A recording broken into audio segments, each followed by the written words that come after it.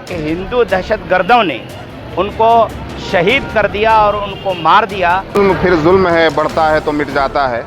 खून फिर खून है, टपकेगा तो जम जाएगा। योगी हुकूमत को, यूपी की हुकूमत को संज्ञान में लेना चाहिए और मुजरिम को पकड़कर कैफर किरदार तक पहुंचाना चाहिए। मौलाना तौसीफ रज़ा को ट्रेन में मार दिया गया, उनका कत्ल हुआ, उनकी हत्या की गई और हत्या करने के बाद उनको ट्रेन से बाहर फेंक दिया गया। यह टोपी देख करके हत्याएं हो रही हैं, ये जघन्य अपराध है और इस अपराध को अगर कंट्रोल नहीं किया गया, भारत सरकार को मैं आगाह करना चाहता हूं कि हमारे किशनगंज की धरती से एक आंदोलन के रूप में आज हम लोग यहां से कैंडल मार्च के माध्यम से हम लोग रोड पे उतरे हैं।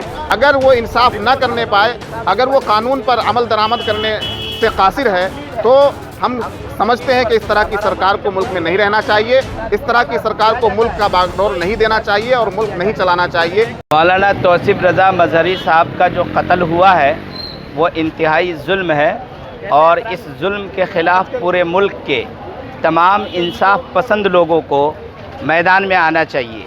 असल में मौलाना तौसीफ रज़ा साहब का वो कत्ल नहीं है, वो इंसानियत का कत्ल है।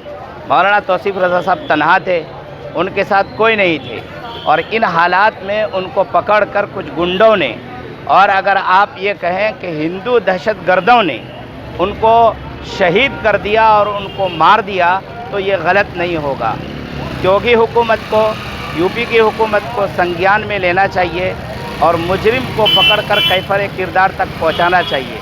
मुजरिम को अगर कैफर किरदार तक नहीं पहुंचाएंगे और उनको उनकी सज़ा जो होती है वो नहीं देंगे, तो फिर ये बात आप जान लीजिए कि उनकी हिम्मत बढ़ जाएगी, आगे फिर वो इस तरह के काम अंजाम दें। ज़मीन है, उनको पकड़कर सज़ा देनी चाहिए और सिर्फ उनको ही नहीं, उनकी तरह और भी बहुत सारे लोगों की लिंचिंग हुई है और उन लोगों को अभी तक पकड़ा नहीं गया है, तो उन सब लोगों को पकड़कर सज़ा होनी चाहिए। हम लोग का यही मांग है और जब तक इस मांग को पूरा नहीं किया जाएगा, इस तरह के एहतजाजात पूरे मुल्क में होते रहेंगे। जुल्म फिर जुल्म है, बढ़ता है तो मिट जाता है।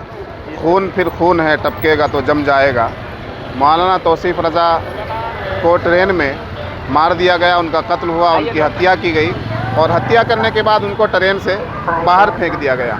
हम लोग ये चाहेंगे और हम लोगों को एहतिजाज करना क्यों पड़ रहा है, सड़कों पर निकलकर प्रदर्शन करना क्यों पड़ रहा है, जबकि बिहार में ही खगड़िया का रहने वाला एक लड़का पांडव कुमार, दिल्ली में उसको मार दिया जाता है बिहारी कहकर। तो हम इसके भी खिलाफ़ हैं कि बिहार के किसी भी आदमी को कहीं भी टारगेट किया जाए, लेकिन मामला यहाँ ये है कि पांडव कुमार नाम के आदमी को इंसाफ मिल जाता है, उसके कातिल को गिरफ्तार कर लिया जाता है, उसके घर वालों को फौरी तौर पर मुआवजा दे दिया जाता है। लेकिन दूसरी तरफ किशनगंज, सीमांचल और ठाकुरगंज के निवासी मौलाना तौसीफ रज़ा की ट्रेन में हत्या की जाती है और उनको इंसाफ दिलाने के लिए देश के नागरिकों को, सीमांचल वासियों को सड़कों पर निकलना पड़ रहा है, सड़कों पर निकलकर एहतिजाज करना पड़ रहा है, प्रदर्शन करना पड़ रहा है कि कानून के मुताबिक इंसाफ दिया जाए। इस देश में कानून व्यवस्था किस लिए है, संविधान किस लिए है, प्रशासन किस लिए है, इंतज़ामिया किस लिए है।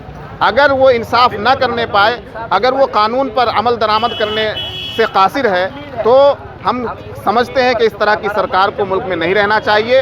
इस तरह की सरकार को मुल्क का बागडोर नहीं देना चाहिए और मुल्क नहीं चलाना चाहिए। ऐसी सरकार को, ऐसे मंत्रियों को अपने पदों से, अपने ओहदों से इस्तीफा दे देना चाहिए जिनसे काम नहीं हो पा रहा है। इसमें रेलवे मंत्रालय की भी बहुत बड़ी चूक है, जिसने अब तक कातिलों का पता नहीं लगाया है। हालांकि ट्रेन के अंदर किस डब्बे में कितनी सीटें बुक होती हैं, यह सब रेलवे के पास उसका डाटा होता है। जो आदमी भी टिकट बनाता है उसके पास उसका डाटा होता है। तो रेलवे मंत्रालय को चाहिए और सीसीटीवी कैमरों की मदद से भी कातिल को तलाश किया जा सकता है। मौलाना तौसीफ रज़ा के कातिलों को पकड़कर सज़ा दी जाए, उनके घर वालों को जायज़ मुआवजा दिया जाए, उनकी अहलिया जो बेवा हो चुकी हैं उनको नौकरी दी जाए, ये हम सब लोगों की मांग है। मेरा नाम आफ्ताब अज़हर सिद्दीकी, प्रदेश महासचिव मजलिस अहरार बिहार। ये बहुत ही दुखदाई घटना है, इसकी जितनी भी निंदा की जाए ये कम है। चाहे मौलाना तौसीफ रज़ा साहब हो, चाहे कोई और दीगर व्यक्ति हो, किसी के साथ भी ऐसी घटना होती है ये अति निंदनीय है, क्योंकि किसी के नाम, किसी के जात, किसी को धर्म को देखकर किसी को जस्टिफाई नहीं करना चाहिए। और हम लोग जिस किशनगंज में रहते हैं, मौलाना साहब उसी किशनगंज के वासी थे, उसी किशनगंज के ठाकुर प्रखंड के वासी थे और उनके साथ जो ये घटना हुई है, इससे हम लोगों को बहुत ही, हम लोगों के दिल को आहत है कि हमारे जिले के वासी, हमारे राज्य के वासी मौलाना तौसीफ रजा साहब को इस तरीके से किसी अदर राज्य में, वो भी इसी देश का हिस्सा है और बिहार भी इसी देश का हिस्सा है, तो इस तरीका से जो ये उनके साथ गुंडागर्दी करते हुए उनकी हत्या कर दी गई, इसकी जवाबदेही कौन बनता है? आखिर ये देश आज़ाद है, हम आज़ाद भारत में रहते हैं, हमें आज़ादी से जीने की अधिकार है और हमें हमारा संविधान, हमारे जो भी हमारे वेशभूषा है, हमारे जो कपड़े हैं, हमारे जो कल्चर है, उसके साथ चलने की, जीने की, खाने के, पीने की, रहने की आज़ादी देता है। अगर कोई मजदूर अगर दिल्ली में मजदूरी करने जाता है तो पांडु कुमार जैसे लोग को वहाँ पे दिल्ली पुलिस के द्वारा बिहारी होने के नाते उसे गोली मार दिया जाता है। वहीं अगर हमारे किशनगंज से कोई, अगर बिहार से कोई व्यक्ति सफर कर रहा है, उसे यूपी में मार दिया जाता है लिंचिंग करके। ये ऐसा कब तक चलेगा? आखिर इस देश में कानून का राज है कि ये गुंडों का राज बन गया है ये देश में? मौलाना तौसीफ रजा साहब के लिए हमारी यही मांग है कि उनको जल्द से जल्द न्याय मिले, उनके कातिलों को जल्द से जल्द उनको सजा दी जाए, क्योंकि जो उनके परिवार हैं और जो हमारे किशनगंज वासी है, जो इस तरीका से हुई है और जो कोई और करे, इसको देख के वो सबक सीखे कि उसको ऐसा काम नहीं करना चाहिए। और उनके परिवार को, जो उनकी पत्नी है, उनको सरकारी नौकरी दिया जाए उनके योग्यता के अनुसार, और उनके बच्चों की परवरिश कैसे होगी ये सब देखते हुए, और उन्हें जो सरकारी मुआवजा का जो प्रावधान है उसे भी दिया जाए, क्योंकि इस तरीके की घटना को हम मुआवजा से तुलना नहीं कर सकते हैं, लेकिन जो घटना घटी है, जो दुर्घटना घटी है, इसको देखते हुए जल्द से जल्द उनको इंसाफ मिलना चाहिए, उनके दोषियों को जल्द से जल्द सजा मिलना चाहिए। यकीनन जो घटना घटी है मौलाना तौसीफ रजा साहब के साथ, ये बहुत ही निंदनीय है और ये दुर्घटना नहीं है, ये हत्या की गई है। कुछ दरिंदों द्वारा जो है उनके रेल सफ़र में जो है दाढ़ी टोपी चिन्हित करके उनकी हत्या की गई है, और इनका तथ्य भी सामने में आया, क्योंकि प्रशासन को जो है उनकी तथ्य नहीं मिलने के कारण वो अलग अलग स्वरूप दे रहे थे।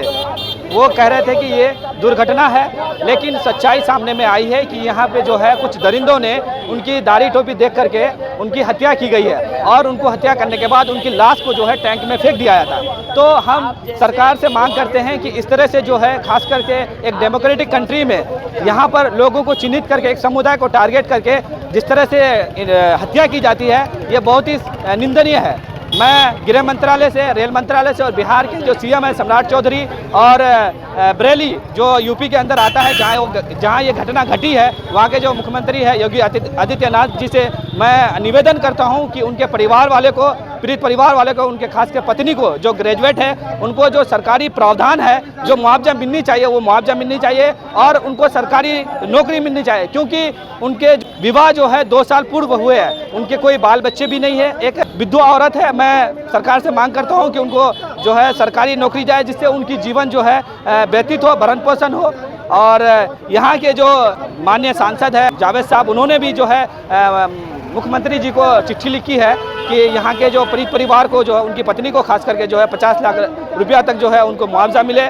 माननीय तौसीफ आलम साहब जी भी गृह मंत्रालय और सम्राट चौधरी से उन्होंने आग्रह किया है कि पीड़ित परिवार को जो है मुआवजा मिले।